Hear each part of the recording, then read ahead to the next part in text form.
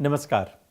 Digital arrest ये शब्द सुनकर आप सोच रहे होंगे कि पुलिस अरेस्ट सुना है, हाउस अरेस्ट भी सुना है।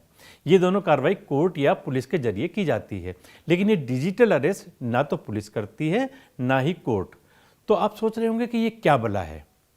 आपके पास अगर स्मार्टफोन, लैपटॉप, कंप्यूटर, कोई भी इलेक्ट्रॉनिक गैजेट है तो साइबर वर्ल्ड में क्रिमिनल आपको डिजिटल अरेस्ट कर सकते हैं, जिनके जाल में फंसकर आप अपना सब कुछ लुटा सकते हैं। तो हो जाइए सावधान, वरना साइबर लुटेरे आपको कर देंगे कंगाल। सबसे पहले हम आपको बताते हैं कि डिजिटल अरेस्ट होता क्या है। ऐसे मामलों में साइबर ठग पहले कॉल और फिर वीडियो कॉल करके अपने शिकार को झांसे में लेते हैं।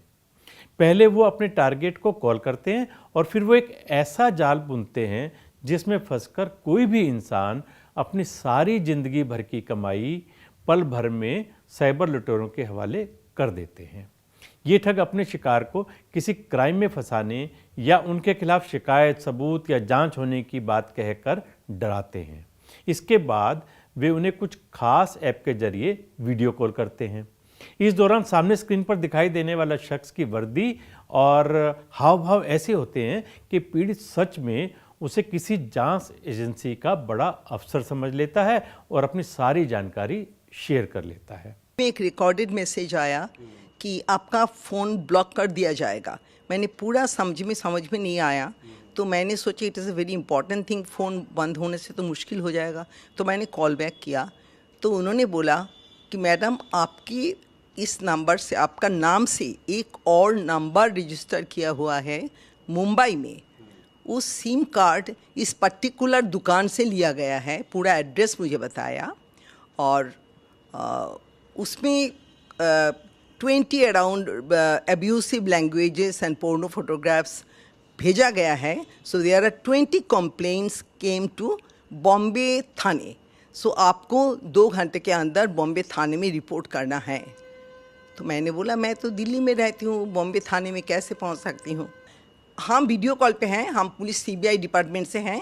आपको घर में और कोई दूसरा बंदा तो नहीं है, कोई तो नहीं है? मैंने नहीं, मैं अकेला हूँ। तो बोला हाँ, और कोई नहीं होना चाहिए घर में कोई। तो मैंने बोला मेरा मेड है। आप देखिए मेड आसपास नहीं होना चाहिए, आप अंदर वाला कमरे में जाइए। I went to the inside room. तो उन्होंने बोला हाँ आप यहाँ पे रहिए और आपको हम आप जो बताएंगे ऐसा आप करते जाइएगा। ऐसे एक मामला हाईटेक सिटी नोएडा में सामने आया है, जहां साइबर ठगों ने इंडियन आर्मी के रिटायर्ड मेजर जनरल को अपना शिकार बनाया। साइबर ठग ने खुद को नारकोटिक्स डिपार्टमेंट का अधिकारी बताकर रिटायर्ड मेजर जनरल एन.के. धीर को 5 दिनों तक डिजिटल अरेस्ट करके रखा। इसके बाद उनसे 2 करोड़ रुपए की ठगी कर ली। साइबर ठगों ने आर्मी ऑफिसर को कहा कि उनके पास उनके नाम से मुंबई से ताइवान एक पार्सल बुक हुआ है, उसकी जानकारी है। मुंबई कस्टम डिपार्टमेंट ने जब इस बॉक्स को खोला तो उसमें 5 पासपोर्ट, 5 बैंक के क्रेडिट कार्ड, कपड़े, 200 ग्राम एमडीएमए ड्रग्स और एक लैपटॉप है जो इल्लीगल है। ठगों ने पीड़ित पर मानसिक दबाव बनाने के लिए मुंबई क्राइम ब्रांच के पुलिस अफसर से बात करवाई। उसने अपना फर्जी आईडी कार्ड और फोटो व्हाट्सएप पर भेजा। इतना ही नहीं, ठगों ने सीबीआई का एक फर्जी लेटर वो भी भेज दिया।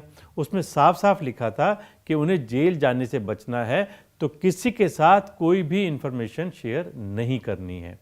गिरफ्तारी के डर से पीड़ित ने अपने जीवन भर की पूंजी ठगों के अलग अलग अकाउंट्स में ट्रांसफ़र कर दी। पीड़ित को जब इस ठगी का एहसास हुआ तो उन्होंने मामले की शिकायत साइबर क्राइम थाने की पुलिस को की। पुलिस अब उन अकाउंट्स की जानकारी जुटाने में लगी हुई है जिनमें ठगी की रकम ट्रांसफर हुई थी। रिटायर्ड मेजर जनरल मिस्टर एन.के. धीर के द्वारा साइबर थाना नोएडा में एक मुकदमा पंजीकृत कराया गया, जिसमें उन्होंने बताया एक व्हाट्सएप कॉल उन्हें आई। कॉलर ने अपने आप को DHL कुरियर कंपनी मुंबई का एक पदाधिकारी बताया। एक किसी व्यक्ति से इन्हें स्काइप कॉल के द्वारा जोड़ा, जिन्होंने इन्हें पार्सल भेजने का भय दिखाकर लगभग 2 करोड़ रुपए ठग लिए गए। मुकदमा पंजीकृत होने के उपरांत साइबर टीम के द्वारा कुछ संदिग्ध अकाउंट नंबर पाए गए हैं, जिसके संबंध में कार्रवाई की जा रही है। निकट भविष्य में इस अभियोग का खुलासा होगा और गिरफ्तारी और रिकवरी सुनिश्चित की जाएगी। आप सोच रहे होंगे कि ये तो बुजुर्ग हैं इसलिए झांसे में आ गए। आपको ये जानकर हैरानी होगी कि बैंक मैनेजर तक इनका शिकार हो चुके हैं। नोएडा में रहने वाले जयराज शर्मा प्राइवेट बैंक में मैनेजर हैं। जालसाजों ने इन्हें भी मनी लॉन्ड्रिंग केस में फंसाने का डर दिखाकर 7 दिनों तक डिजिटल अरेस्ट रखा। इस दौरान ठगों ने सुप्रीम कोर्ट का एक ऐसा रियल सेटअप बनाया कि मैनेजर साहब भी गच्चा खा गए और डर के मारे 52 लाख रुपए की जमा पूंजी गंवा बैठे। तो साइबर क्राइम पुलिस स्टेशन में एक मुकदमा पंजीकृत किया गया है जिसमें वादी जयराम शर्मा जो कि सेक्टर 20 नोएडा के निवासी हैं, उनके द्वारा बताया गया कि उन्हें एक ट्राई के द्वारा कॉल आता है जिसमें उन्हें बताया गया कि उनके 2 नंबर को 2 घंटे के अंदर बंद कर दिया जाएगा। यदि वह सेवाओं को जारी रखना चाहते हैं तो 1 नंबर दबाएं। 1 नंबर दबाते के साथ उन्हें मुंबई क्राइम ब्रांच के साथ कनेक्ट किया गया, जहां से उन्हें बताया गया कि उनके बैंक अकाउंट्स जेट एयरवेज के मनी लॉन्ड्रिंग केस से संबंधित अकाउंट्स में है और उनके अकाउंट से 7 करोड़ रुपए का गबन किया गया है, जिससे वह डर गए।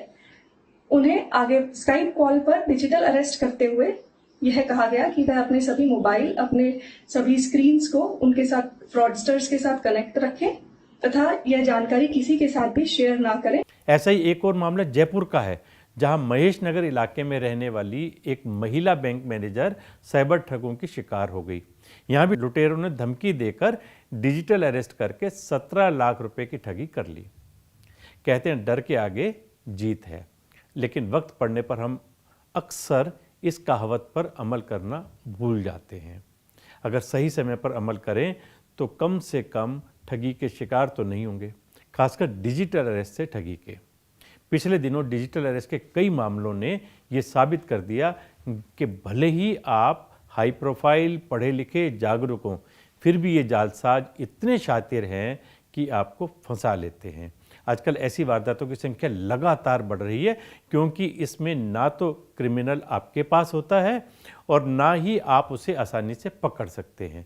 कई बार साइबर क्राइम सेल के एक्सपर्ट भी ऐसे मुजरिमों को पकड़ने में कामयाब नहीं हो पाते हैं।